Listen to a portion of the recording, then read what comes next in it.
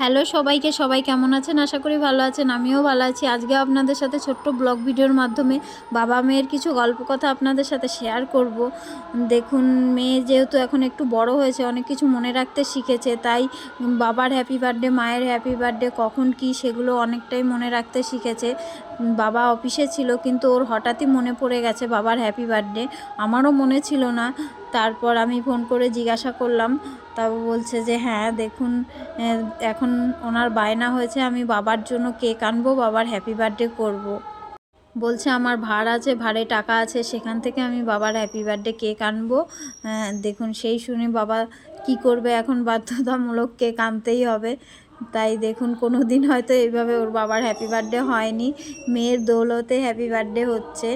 কিছু সুন্দর মুহূর্ত দেখুন, ওর জন্যই হয়তো আমাদের এই দিনটা স্পেশাল হয়ে উঠলো। তাই দেখুন, বাবা বাড়ি এসে কেক আনতে গেছিলো। তাই বাবা মেয়ের জন্মদিন এইভাবেই পালন করা হলো, মানে কোনো দিন করা হয়নি, ফার্স্ট টাইম। কিন্তু কি বলবো, সুন্দর কিছু মুহূর্ত, তাই ভাবলাম বোকা বোকা লাগবে, তবুও ভাবলাম আপনাদের মাঝে শেয়ার করে রেখে দিই। এরকম দিন তো সব সময় আসে না।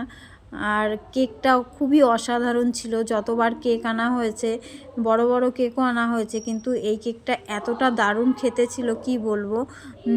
নেক্সট টাইম এই দোকান থেকেই কেক আনবো। সত্যি এখান থেকে আমরা যাই এমনি খাই, কিন্তু বড় কেক কখনো আনা হয়নি, এই প্রথমবার আনা হয়েছে। কিন্তু অসাধারণ খেতে ছিল। আমাদের বেথুয়াতেই বাসস্ট্যান্ডের কাছেই একটা নতুন দোকান হয়েছে। দেখুন, এইভাবেই ছোট্ট করে পালন করা হলো বাবার জন্মদিন। আর পায়েস করা হয়েছিল এই সাইডে, কেক কাটা হয়ে গেল।